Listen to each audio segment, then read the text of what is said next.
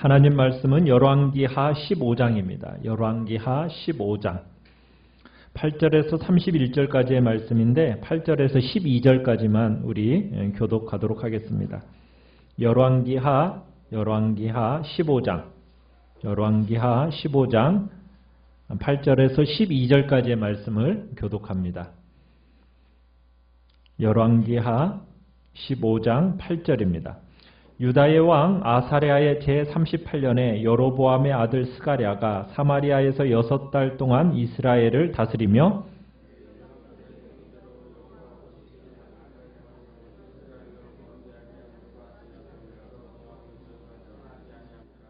야베스의 아들 살룸이 그를 반역하여 백성 앞에서 쳐 죽이고 대신하여 왕이 되니라.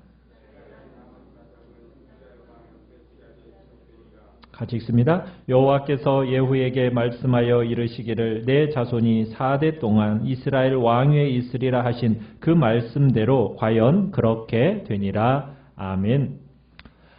오늘 말씀의 제목은 북이스라엘의 어지러운 정국이라는 제목으로 말씀을 나누고자 합니다. 작년 12월 달에 열왕기 말씀을 하고 이제 3월 달이 됐네요. 하나님께서 이스라엘의 역사, 또 남유다의 역사, 그 왕들의 역사를 통해서 우리에게 들려주시고자 하는 그 음성을 우리가 들어가기를 원합니다. 나라가 멸망하는 원인 제공은 주로 보면 항상 군주의 지도력 붕괴에 있는 것을 우리가 보게 됩니다. 그러니까 지도자가 그 지도력이, 리더십이 붕괴가 일어나면서 어떻게 보면 그 나라가 멸망으로 치닫게 되는 겁니다. 아무리 화려한 제국이라 할지라도 마치 인간과 같아서 태어나는 시기가 있는가 하면 성장하고 쇠락하고 결국에는 멸망하는 그런 필연적 코스를 밟게 됩니다. 어떤 국가도 예외가 없어요. 우리가 이제 이스라엘, 북이스라엘을 보게 되는데 이 북이스라엘이 이제 걷잡을 수 없는 정치적 소용돌이에 돌입하게 됩니다. 국제적으로는 아수르라는 초강대국이 나타나면서 그 초강대국으로서의 면모를 갖추기 위해서 군사력을 앞세워서 빠르게 근동 지역을 평정해 나아갑니다. 이처럼 불안한 급변하는 그 국제적인 정세 속에서 참으로 생존하려면 북이스라엘은 어느 때보다도 강력한 지도력이 필요한 건데 그런 강력한 지도력을 지닌 왕이 필요했는데 그런데 불행하게도 이 북이스라엘은 연약하고 무능한 왕들이 연속적으로 일어나면서 그들을 맡게 되고 결국에는 북이스라엘의 멸망으로 나아가는 것을 보게 됩니다. 북이스라엘은 우리가 열왕기하 14장 23절부터 이렇게 보면은 여로보암 2세가 등장을 하는데요. 이 여로보암 2세 때의 통치가 이 북이스라엘에 있어서는 최고의 절정기였어요. 하나님이 이 여로보암 2세 시대 때 경제적인 부흥을 일으켜줬고요. 정치적으로 또 안정적인 축복을 하나님이 허락하셨습니다. 어떻게 보면 이스라엘이 하나님께로 돌아올 수 있는 마지막 기회를 이 여로보암 2세 왕 때 하나님이 허락하신 거예요. 그런데 이 여로보암 2세 때 이 북이스라엘이 하나님께로 돌아오질 않아요. 하나님께서 선지자들을 보내서 호소를 합니다. 이 북이스라엘 여로보암 2세 때 등장하는 선지자가 있는데 그 선지자가 호세아입니다. 호세아. 이 호세아 선지자를 통해서 하나님은 참으로 북이스라엘에게 돌아올 것을 그 이후로 계속해서 말씀하시는데 결국 그 하나님의 호소를 거부해요. 그 호소를 거부한 대가를 치르는 일만 남게 됩니다. 결국 북이스라엘은 여로보암 2세가 죽은 뒤에 약 30여 년 동안 무려 몇 명의 왕이 등장을 하냐면 6명의 왕이 등장을 합니다.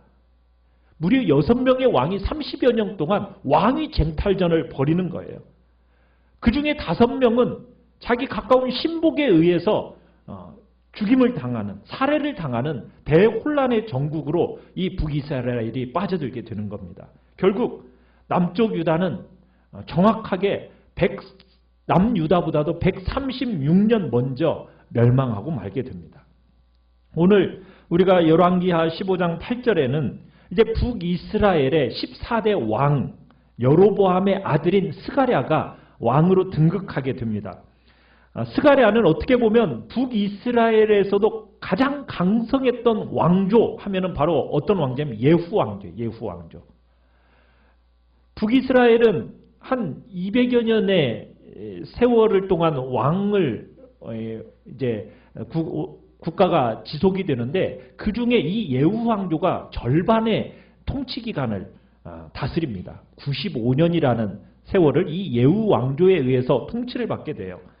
그런데 이 가장 강성했던 예후 왕조, 이 예후 왕조의 5번째 왕이 오늘 나오는 스가랴예요. 가장 번영했던 여로보암 2세의 아들입니다. 그 후임으로 등극하는 인물이 스가랴예요. 그러니 스가랴는 나름대로 참 꿈도 많았고 그 많은 부귀와 영화를 누리려고 아마 생각을 했을 겁니다.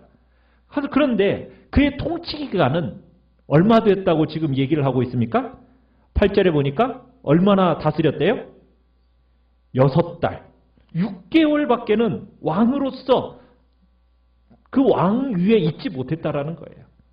어떻게 보면 예후 왕조의 마지막을 장식하게 되는 사람이 바로 이 스가랴입니다.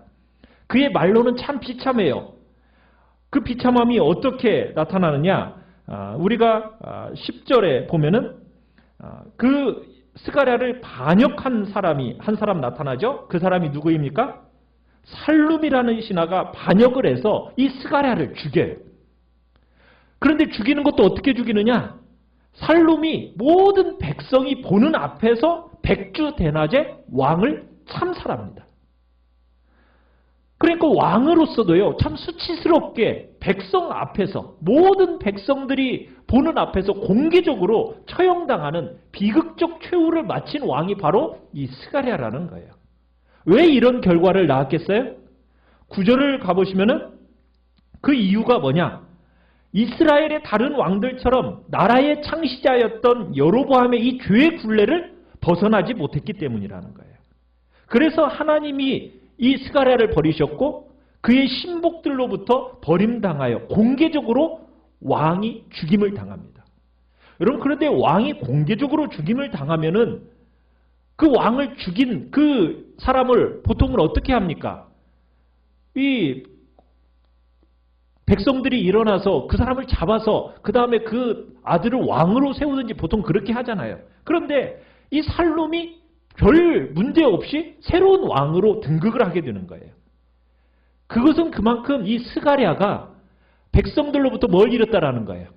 민심을, 마음을 잃었다라는 이야기를 하고 있는 거예요. 왕이 백주대낮에 백성들이 보는 앞에서 그렇게 죽으면은 국가의 비극인 줄 알고 참으로 그 왕을 안타깝게 여겨서 그 죽인 자를 잡아서 죽여야 되는데 도리어 어떻게 보면은 그 죽인 자를 왕이 등극이 돼도 아무도 그것에 대해서 뭐 얘기하지 않아요. 그만큼 스가랴가 실정을 한 거고 그 실정에 대한 백성들의 공개적인 심판으로 받아들였던 겁니다. 그런데 성경은 이 스가랴의 비참한 최후와 그 예후 왕조의 몰락에 대해서 우연이 아니라고 얘기합니다. 이건 하나님의 섭리였음을 12절에서 분명하게 얘기를 하고 있어요. 뭐라고 얘기하고 있습니까?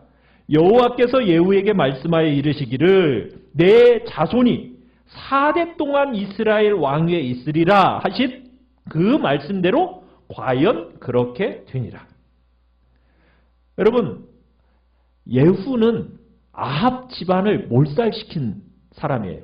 그리고서는 아합 집안을 몰살시키는 것에 대한 공로를 인정받아서 하나님께서 그 뒤에 왕조로 하나님이 예후 왕조를 허락하셨어요. 그런데 이 예후가 이 여로보암의 죄는 계속 이어갔기 때문에 하나님이 어떻게 말씀하셨냐? 네 왕대가 4대까지 이를 거다. 내 집안이 4대까지 이스라엘 다스릴 거다라는 약속을 열왕기하 10장 30절에 주셨어요. 그러더니 이제 오늘 본문 이 스가랴가 바로 예후 왕조의 4대째가 되는 사람이었던 겁니다. 그러니까 하나님은 스가랴를 통해서 이 예후와의 약속을 지키신 거예요. 결국 이 스가랴의 죽음과 함께 예후의 왕조는 어떻게 된 겁니까? 무너져 버린 것이고 이스라엘은 이제 앞으로 엄청난 정치적 혼란을 맞게 된 겁니다. 어떻게 보면 이 모든 것이 이제 코앞으로 다가온 북이스라엘의 멸망을 알리는 신호탄이었어요. 스가랴 이후에도 이제 이스라엘이 망하기까지 5명의 왕이 더 들어섭니다. 그렇지만 사실상 이 스가랴의 죽음과 함께 이스라엘의 제대로 된 왕정은 끝이 나요. 그래도 무방합니다. 이후부터 들어서는 이 스가랴의 후계자들은 사실 왕이라고 붙이기도 민망한 거의 폭도 같은 인물들이었거든요. 자, 여로보암의 아들 스가랴를 죽이고 북이스라엘의 15대 왕으로 등극한 사람이 있습니다. 그 사람이 누구죠? 13절 보시면은 누가 왕으로 등극을 해요? 살룸이 등극을 하죠. 살룸. 자, 살룸은 스가랴를 암살해서 참으로 스가랴의 통치를 6개월로 그냥 단축시킨 사람인데 이 살룸 역시 매우 짧은 정치적 삶을 살았어요. 자, 살룸의 왕권은 얼마나 유지했습니까? 한 달이에요. 한 달. 여러분, 이 한 달이라는 것은 여러분 우리가 북이스라엘의 5대 왕인 사람이 있는데 이 사람은 7일 천하. 일주일 동안 왕 노릇하고 자살한 사람이 있어요. 혹시 그 사람의 이름이 누군지 기억나세요? 시므리. 예. 시므리 다음에 오므리가 나와요. 시시예요. 시므리. 자, 이 시므리가 7일 천하로 끝났거든요. 이 시므리를 제외하면은 제일 짧은 왕노를 한 사람이 누구라고요? 오늘 본문에 나오는 살룸입니다. 살룸. 이 살룸이 왕위에 오르니까 이제 누가 이제 쳐들어오고 있습니까? 14절에 가보니까 누가 오고 있어요? 가디의 아들 므나헴이라는 사람이 이제 디르사에서부터 사마리아로 진군에 들어옵니다. 그리고는 이 살룸을 쳐 죽이고 자기가 왕으로 등극을 하게 돼요. 살룸이 이렇게 죽는 것은 어떻게 보면 자신이 뿌린 죄값이에요. 자, 15절을 보시면은 자, 이런 표현을 쓰고 있어요. 살룸의 남은 사적과 그가 뭐한 일? 반역한 일. 이렇게 표현을 하고 있죠.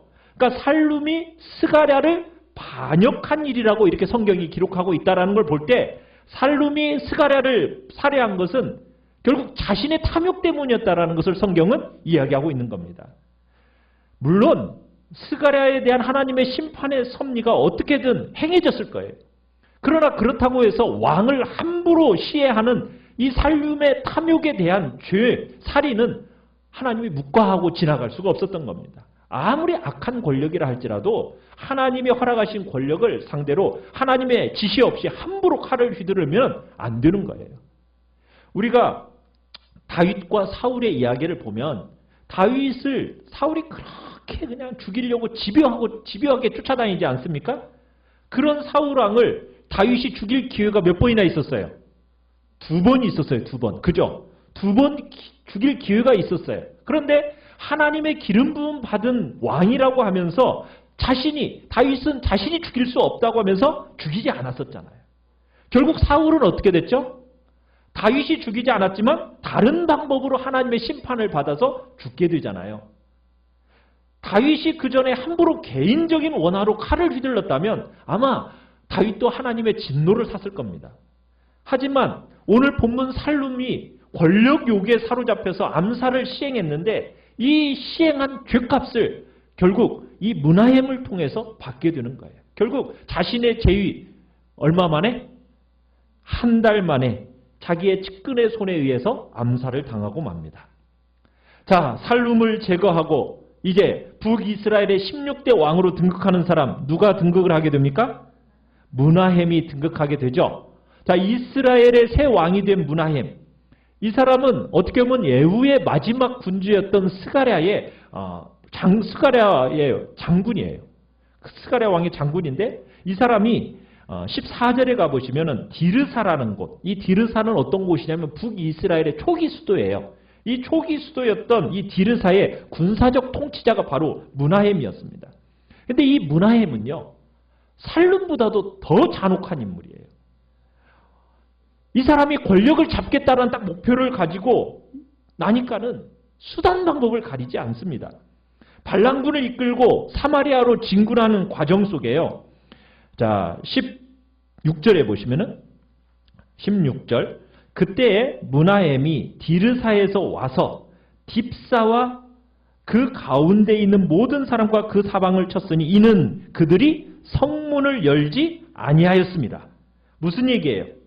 이제 므나헴이 반란군을 이끌고 이제 사마리아를 향해 진군하는 과정 속에 어디를 지나치게 된 거예요?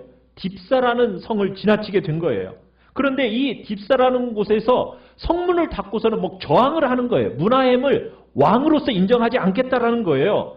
그러니까 어떤 일을 저지릅니까? 므나헴이 이 딥사를 무자비하게 공격합니다. 그런 뒤에 성 안에 있는 사람들을 모든 사람들을 무차별하게 학살을 해요. 근데 어느 정도까지 학살했다고 얘기하고 있어요? 16절에 마지막에 보니까 그곳을 치고 그 가운데 아이벤 부녀를 갈랐다. 정말 짐승 같은 흉포를 저지른 거죠. 그죠? 이런 범죄는 이방인에게서나 찾아볼 수 있는 범죄인데 지금 하나님의 백성이라고 말하는 이스라엘에게서 이런 범죄를 저지른 거예요. 자신의 왕권 때문에 싸울 수 있는 남자도 아니고 그 여자 중에서 어떤 여자요? 아이벤 여자. 아무런 자기 왕권에 위해를 가할 수도 없는 그런 아이벤 부녀의 배를 갈랐다라는 거예요. 씻지 못할 만행을 저지른 거죠. 이스라엘의 이 도덕성이 이만큼 땅에 떨어진 거예요. 이 잔인함에 있어서 이방의 다른 암몬 사람들과 다를 바가 없었던 거예요. 이 장면을 볼 때 결국 하나님의 심판이 멀지 않았다라는 것을 우리는 보게 되는 겁니다. 자, 17절에 가보시면은 므나헴이 왕으로 군림하는데 얼마나 왕으로서 다스리게 됩니까? 10년 동안 왕으로서 다스리게 돼요. 근데 이 므나헴이 이스라엘의 다른 왕들처럼 여호와 보시기에 악을 행해요. 끊임없이 이스라엘의 올무가 되었던 여로보암의 죄에서 떠나지 않는데 18절에 보시면은 이런 표현이 있어요. 후반절에 느바세 아들 여로보암의 죄에서 언제? 평생 떠나지 않았다. 이 평생이라는 문구를 추가하면서 이 사람의 지속적인 죄성을 강조하고 있어요. 그러니까 므나헴은 백성들에게 잔인한 폭군이었을 뿐만 아니라 신앙적으로도 하나님이 싫어하시는 사람의 표상이 되었던 겁니다. 자, 그런데 이 므나헴이 통치하는 그 동안에 그 당시 이제 주변 정치 이 세계 전체에서는 막강한 영향력을 행사하는 강국이 있었어요. 그 강국이 누구였을까요? 19절에 보시면 아수르라는 나라예요. 아수르. 이 아수르의 왕이었던 불이라는 왕이 이 북이스라엘을 쳐들어왔어요. 자, 북이스라엘 쳐들어오니까 이 므나헴이 어떻게 합니까? 사마리아로 진군해 오는 이 불을 달래려고 그에게 선심을 사기 위해서 그리고 자신의 정권을 아수르로부터 인준을 받기 위해서 정당성을 부여받기 위해서 얼마를 줬다고 얘기하고 있어요? 은 1000달란트를 줬대요. 은 1000달란트. 여러분, 은 1000달란트라고 하면은 개념이 안 오죠? 은을 얼마를 줬냐면 170톤을 줬다는 거예요. 170톤. 여러분 170돈이라고 하면 요즘으로 이렇게 돈으로 환산하자면 천문학적인 횟수예요. 약 2천억. 예? 그 당시에 2천억이라는 돈을 여러분 모아가지고 이 천문학적인 액수를 누구한테 준 거예요? 이 아수르 왕한테 준 거예요. 여러분 그러면 이 돈을 어디에서 구했을까요? 그 많은 돈을 누구에게서 구했을까요? 자, 20절에 보니까 그 은을 누구에게서? 이스라엘 모든 큰 부자에게서 어떻게 했다? 강탈했다. 강제로 그냥 징수한 거예요. 각 사람에게 얼마씩? 은 50세겔씩 강제로 징수해가지고 그래가지고 상당 부분을 충당해가지고 아수르 왕에게 줬다는 거예요. 그러니까 므나헴은 잔인한 통치자에다가 자신의 정권을 위해서 약탈까지 일삼았던 정말 악한 왕이에요. 자, 아수르를 달랬으니 한동안은 이스라엘이 평안했겠죠. 그런데 그게 영구적인 해결책이 되었겠어요? 영구적인 해결책이 못 되었어요. 불에게 뇌물로 바친 돈, 참으로 그 돈으로 정말 이스라엘 경제는 어떻게 됐겠어요? 말할 수 없이 큰 출혈이 임했으니 정말 그 땅이 얼마나 고통스러웠겠습니까? 강제로 백성들로부터 돈을 토색해가지고 적에게 바쳤으니 그 수치스러운 평화를 얻어낸 이 문하엠은 하나님이 가만히 두시지 않아요. 선지자 호세아를 통해서 하나님께서 무서운 경고와 책망을 하십니다. 여러분, 이런 환란이 오면은 어떻게 해야 하죠? 그게 정석은 어떻게 해야 정석이에요? 환란이 오면 어떻게 해야 하죠? 그죠? 하나님이 정말 그 환란을 주신 이유가 뭔가? 그 뜻을, 숨은 뜻을 깨닫고 회개해야죠. 그리고 하나님의 옆에 도움을 구해야죠. 그게 정석이잖아요. 하나님께로 돌아가는 것만이 이 나라가 당면하고 있는 문제가 해결될 수 있는 영구적인 어떤 해결책인데, 문하엠은 인간적인 방법과 수단을 동원해가지고 당장 이 위험한 상황만 모면하겠다고 했던 거예요. 목마르다고 여러분 구정물을 마셔버려요. 목마르다고 바닷물을 마셔버려요. 여러분, 그러면 어떻게 되는 겁니까? 순간적으로 위기는 모면할지 모르지만 앞으로 당하는 이 북이스라엘은 결국 아수르의 손에 망할 때까지 아수르의 그 손아귀에서 벗어나지를 못하게 됩니다. 돈은 돈대로 뺏기고 아수르는 만족을 모르고 더 지독한 적으로 막 북이스라엘을 무너뜨려 가게 되는 거예요. 결국 이 문하엠 왕조는 얼마 만에 망하게 됩니까? 2대 만에 망해요. 문하엠이 10년, 그의 아들이 2년, 12년 만에 이 문하엠 왕조는 무너지고 맙니다. 여러분, 이것이 무엇을 말해주는 것이겠어요? 여러분, 하나님을 의지하지 않고요, 인생을 의지하는 것이 얼마나 어리석은 일인지를 우리에게 보여주고 있는 겁니다. 아무 도울림이 없는 인생, 여러분, 그 의지하지 말 것을 우리에게 교훈해주고 있는 거예요. 우리가 세상을 살아가다 보면 당장 눈에 보이는 그 권력을 쥔 자가 얼마나 크게 보여요. 여러분, 그러나 대개의 사람들이 보이지 않냐는 하나님을 의지하기보다는요, 그런 보이는 권력자를 더 두려워하고 더 의지하게 돼요. 여러분, 그러나 결국에 가서는 어떻게 돼요? 세상 권력이라는 것은 전혀 우리에게 도움이 되지 못합니다. 세상에서 지금 권력을 가진 자, 힘을 가진 자, 여러분, 당장 그 사람을 의지하는 게 현명한 것 같지만, 우리의 안전을 보장해 주는 것 같지만, 사실 그것은 같이 영원히 멸망의 길로 들어서는 거예요. 그래서 잠언 29장 25절에 솔로몬 지혜자는 이렇게 얘기해요. 사람을 두려워하면 올무에 걸리게 되거니와 여호와를 의지하는 자는 안전하리라. 한번 따라해 볼까요? 사람을 두려워하면 올무에 걸리게 되거니와 여호와를 의지하는 자는 안전하리라. 여러분, 시편 기자가 시편 146편 3절에서 또 이렇게 얘기합니다. 귀인들을 의지하지 말며 도울림이 없는 인생도 의지하지 말지니. 그러면서 시편 146편 5절에 야곱의 하나님으로 자기 도움을 삼으며 여호와 자기 하나님에게 자기 소망을 두는 자는 복이 있도다. 왜 그렇습니까? 여러분, 하나님만이 문제를 근원적으로 해결해 주실 수 있는 유일한 분이에요. 지금 당장 눈앞에 보이는 문제, 여러분, 사람이 해결해 줄 것 같죠? 아니에요. 여러분, 사람을 의지하는 것이 가장 어리석은 일이라는 거예요. 결국 그 소나귀 안에 들어가는 거예요. 그 소나귀 안에서 결국에는 멸망을 당하게 돼요. 영구적이고 근원적인 문제 해결은 오직 누구에게만 있다고요? 여호와 하나님께만 있다라는 거예요. 자, 문하엠의 뒤를 이어서 이제 왕이, 그의 아들이 이제 왕이 되는데요. 누가 왕이 되나요? 23절에 보시면은 누구예요? 부가히야. 그죠? 23절에 부가히야가, 문하엠의 아들 부가히야가 북이스라엘의 17대 왕으로 등극합니다. 자, 이 부가히야도 마찬가지예요. 24절에 보시면은 여전히 시조 여로보암의 죄에서 떠나지 않는 악행을 계속 저질러요. 이 때문에 이 부가히야가 재위 2년 만에 역시 부하에게 배신당해서 비참한 최후를 맞게 돼요. 자, 부가히야의 정권을 잠으로 쿠데타를 일으킨 주역, 그 사람이 누굽니까? 네, 25절에 보시면 르말랴의 아들 베가예요. 르말랴의 아들 베가. 이 르말랴의 아들 베가가, 이 사람은 이미요 요단강 동편 지역, 요단강 동편 지역을 중심으로 해서 이스라엘 상당 부분을 실질적으로 10년 동안 장악하고 있던 인물입니다. 10년 동안 착실하게 세력을 키워오다가 마침내 이 왕 부가이아를 시해하고 국가의 전권을 이제 장악하기로 결단을 해요. 그래서 우리가 보시면은 25절에 보시면은 이 베가가 50명의 길르한 용사들을 이끌고 어디로 갑니까? 사마리아의 왕궁 호위소에서 왕의 일행을 습격을 해요. 그러니까 베가가 부가이아를 배신하여 죽인 곳이 지금 어디였다고 소개하고 있어요? 왕궁 호위소. 여러분, 왕궁 호위소가 어떤 곳일까요?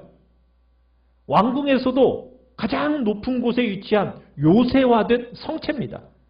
어떻게 보면 가장 보안이 잘 된 곳이라고 할 수 있는 곳이 바로 이 왕궁 호위소예요. 그런데 그 왕궁 호위소에서 가장 안전하다고 믿었던 그 왕궁 호위소에서 결국 어떻게 돼요?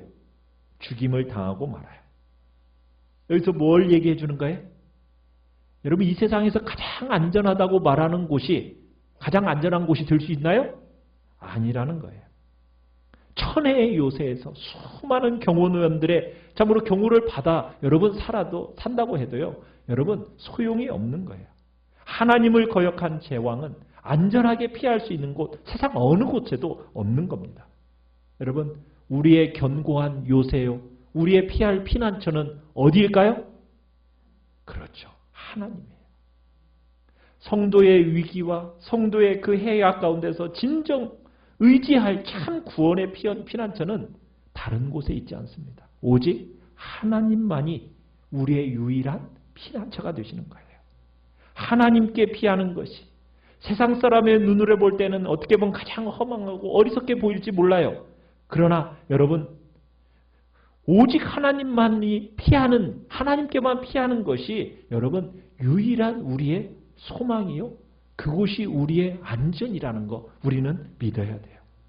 여러분, 어려움 가운데 환난 가운데 있을 때 여러분 막막해하지 마십시오. 자꾸 이곳저곳 기웃거리면서 여러분 낭망할 필요가 없어요. 우리의 정말 피난처요, 우리의 요새가 되시는 누구를 바라보라고요? 여호와 하나님. 그분만을 바라보고 그분께로 피하라는 거예요. 이 세상 그 무엇보다도 여러분 그 무엇도 하나님에게 손대지 못합니다. 하나님께서 완전하게 보호해 주시는 거예요. 자, 이렇게 이제 부가히아까지 죽임을 당하면서 북이스라엘은 다시 한번 반란과 암살의 그 소용돌이에 휘말리게 됩니다. 뚜렷한 지도자가 없으니까 잔챙이들끼리 그냥 서로 왕이 되겠다고 싸우는 꼴이 된 겁니다. 참 미궁으로 계속 북이스라엘은 계속 빨려 들어가요. 자, 부가이아를 암살한 베가, 이 베가가 북이스라엘의 18대 왕이 돼요. 자, 이 베가가 27절에 보시면요, 몇 년 동안 통치했다고 얘기하고 있어요? 20년간 다스렸다고 얘기하고 있죠. 그런데 이건 20년 동안 다스렸다라고 얘기할 때 20년 동안이라는 얘기는 12년 동안은 이 베가가 요단 동편을 부분적으로 통치했어요. 그러다가 서서히 이스라엘을 장악해가지고 정식으로 이제 부가이아를 죽이고 왕으로 등극해서 8년 동안 다스렸다고 보는 것이 더 정확합니다. 자, 이 베가가 왕위에 오르니까 이 배가 나왔어요. 무슨 얘기냐면 아수르를 대담하게 대항하기 시작하는 겁니다. 아수르와 이제 적대 노선을 지향을 하는 거예요. 그러면서 어떤 일을 하느냐? 우리 16장으로 한번 넘어가 봅시다. 16장 5절에 가보시면은 16장 5절에 보면 이때에 아람의 왕 르신과 이스라엘 왕 르말랴의 아들 베가가 예루살렘에 올라와서 싸우려 하여 아하스를 애워쌌으나, 무슨 얘기냐면 지금까지는 아람 왕 르신하고 이 북이스라엘하고 원수지간이었는데 서로 동맹을 맺었어요. 베가하고 르신하고 동맹을 맺으면서 이 연합전선에 누구를 끌어들이고자 싶었냐면 유다를 끌어들이려고 했어요. 그러면서 함께 뭐하고자, 아수르와 대항하고자 연합전선을 한번 펴보자고 서로 이렇게 동맹을 맺으려고 했는데 유다가 이 제의를 거절했을까요? 받아들였을까요? 거절했죠. 거절하니까 이 르신하고 베가가 함께 뭐 하기 시작한 거예요? 예루살렘을 공격을 한 겁니다. 공격을 한 거예요. 유다가 이 제의를 거절하니까 분노해가지고 이 아수르 동맹에 끌어들여야 되는데 이게 말을 안 들으니까 이 예루살렘을 공격한 거예요. 아람하고 연합해가지고. 그런데 이게 치명적인 실수가 되어서 북이스라엘의 멸망을 가속화시키는 결과를 초래하고 말아요. 자, 이 연합군의 공격을 받은 당시 유다의 왕이 누구라고요? 유다 왕이 누구예요? 5절에 보니까 아하스예요. 아하스. 자, 이 아하스는 이 위기를 어떻게 모면하게 됩니까? 7절에 가보십시오. 7절. 자, 아하스가 어떻게 이 위기를 모면하고 있어요? 아수르와 디글랏 빌레셀에게 사자를 보내서 이렇게 얘기해요. 나는 왕의 신복이요 왕의 아들이라. 이제 아람 왕과 이스라엘 왕이 나를 치니 청하건대 올라와 그 손에서 나를 구원하소서 하면서 아하스가 여호와의 성전과 왕궁 곳간에 있는 은금을 내어다가 아수르 왕에게 예물을 보냅니다. 자, 이 아수르에게서 뇌물을 딱 받으니까 이제 이 아수르 왕이 어떻게 했어요? 회심의 미소를 지으면서 대군을 움직여가지고 이스라엘 정벌을 단행하게 돼요. 자, 그래서 오늘 본문 다시 15장 29절로 가보시면은 29절에 보면은 이스라엘 왕 베가 때에 아수르 왕 디글랏 빌레셀이 와서 어떻게 해버렸어요? 이온과 아벨벨 마하가와 야누아와 게데스와 하솔과 길랏과 갈릴리와 납달리 온 땅을 점령하고 그 백성을 사로잡아 아수르로 옮겨갔더라. 그러니까 이 아수르 왕이 북이스라엘을 완전히 초토화시켜버린 거예요. 수많은 사람들을 죽이고 거민들을 인질로 삼아서 결국 아수르로 끌고 가버린 거예요.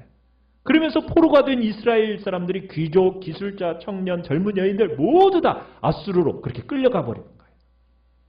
그러니까 국제정세를 잘못 읽은 이 베가가 나라를 돌이킬 수 없는 파멸의 도가니로 몰아넣어버린 겁니다. 참 이때 국제정세를 감안하면 북이스라엘에게 지금 초인적인 지혜와 슬기가 필요한 왕이 있어도 지금 이 난국을 헤쳐날까 말까 지금 이런 상황인데 이스라엘에 지금 나타나는 왕들마다 어떤 왕들이에요? 판단력도 무능하고 정말 지도력도 무능한 그런 사람들이 왕 아래 있으니 여러분 이 북이스라엘이 당연히 망할 길을 지금 가고 있는 겁니다. 훌륭한 지도력은 민족을 위기에서 구하잖아요. 그런데 판단력을 상실한 이 지도력은 민족을 더욱더 궁지에 몰아넣게 된 거예요. 자, 성난 민심. 이미 베가에게서부터 마음이 떠났어요. 그죠? 거기다가 베가는 스스로 자괴감에 빠져가지고 지도력마저도 어떻게 보면은 참 레임덕 현상이라고 그러죠. 왕은 왕이지만 말이 안 먹히는 그런 시대가 되어버렸어요. 거기다가 아수르는 어떻게 했어요? 자기한테 대항한 이 이스라엘 왕이 괘씸하잖아요. 그러니까 이 왕 권좌에서 끌어내리고 자기한테 말 잘 듣는 친아수르 정책을 펼친 왕을 세우기를 원했던 거예요. 그래서 민심과 이 강대국 아수르의 은밀한 지원을 등에 업은 한 사람 누구예요? 30절에 보시면 엘라의 아들 호세아가 일어나가지고 이 베가를 죽여버려요. 결국 베가도 자기가 했던 똑같은 방법으로 권좌에서 끌어내림을 당합니다. 자, 왕은 바뀌었는데 여러분 이 이스라엘을 이 참당한 공략으로부터 과연 벗어날 수 있을까요? 그런데 결국 이 호세아 때 이 북이스라엘은 어떻게 되었다라고 이야기하고 있나요? 멸망당했다라고 성경은 보도하고 있어요. 뭘 말해주고 있어요? 여러분 사람을 바꾼다고 제도를 바꾼다고 문제 해결의 길이 있는 게 아니에요. 여러분 사람이 자신의 무능함을 깨닫고 자신의 악함을 깨닫고 하나님께로 돌이키는 데 살 길이 있는 거예요. 거기에 문제 해결의 길이 있는 거예요. 북이스라엘 여러분 이때 활약했던 선지자가 누구라고요? 아까 얘기했잖아요. 누구로요? 호세아. 자, 우리 호세아서로 한번 넘어가 봅시다. 호세아 6장으로 한번 넘어가 보겠습니다. 호세아가 어디 있는지 아시죠? 구약성경 1260 1페이지. 1261페이지.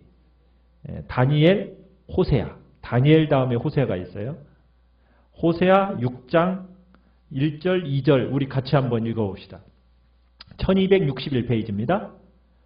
구약성경 1261페이지 호세아 6장 1절, 2절. 자, 우리 함께 읽겠습니다. 시작. 오라, 우리가 여호와께로 돌아가자. 여호와께서 우리를 찢으셨으나 도로 낫게 하실 것이요 우리를 치셨으나 싸매어 주실 것임이라. 여호와께서 이틀 후에 우리를 살리시며 셋째 날에 우리를 일으키시리니 우리가 그의 앞에서 살리라. 자, 누구한테 돌아가면 돼요? 그렇죠. 여호와 하나님께 돌아와라, 돌아와라. 지금 호세아가 끊임없이 외치는 거예요. 하나님께로 돌아오면 하나님이 찢으셨지만 어떻게 하신다고? 도로 싸납게 해주실 거라고. 치셨지만 싸매어 줄 거라고. 이틀 후에 셋째 날에 살려주실 거니까 제발 여호와께로 돌아가자. 여호와께로 돌아가자. 말 들었을까요? 안 들었을까요? 안 들었어요. 돌이키지 않았어요. 그래서 결국 북이스라엘 나라와 그 민족은 결국 어떻게 됩니까? 망하게 되고 말아요. 민족성도 상실되어진 채 결국에는 우리가 다음 주에 보겠지만은 정말 북이스라엘이 얼마나 처참하게 참으로 멸망당하는지 우리가 보게 돼요. 정말 조금의 남김도 없는 심판을 당하게 됩니다. 사랑하는 성도 여러분, 우리의 삶에 있어서 문제 해결이 어디에 있다고요? 여호와 하나님께로 돌아가서 나의 죄와 허물을 자백하고 회개하고 주님께로 온전히 순종함으로 나아가는 그 길만이 우리의 문제 해결의 길이요. 주님이 주시는 그 놀라운 복을 누리는 길임을 주님은 우리에게 끊임없이 말씀하고 계시는 거예요. 정말 다른 것으로 문제가 해결되지 않습니다. 사람이 바뀐다고, 제도가 바뀐다고. 여러분, 그것으로 해결되는 게 아니에요. 그것을 의지하는 것은 어리석은 거예요. 북이스라엘이 그렇게 어리석음의 길을 가다가 결국에는 멸망한 겁니다. 우리는 오직 하나님께 우리의 모든 문제를 가지고 나아가시길 바라요. 그러면 하나님께서는 기꺼이 우리를 맞아주시면서 우리의 모든 문제를 해결해 주시는 거예요. 여호와, 그분은 우리의 힘이시오. 우리의 요새이시며 우리가 피할 유일한 피난처가 되심을 이 시간에도 고백하시면서 우리가 주님 앞에 나는 오직 주님만 의지하며 살아가겠다고, 오직 주님만을 나의 힘으로 여기며 살아가겠다고 이 시간 결단하면서 우리 같이 찬양하며 나아갑니다. 같이 찬양하며 나아갑니다. 같이 찬양하며 나아갑니다.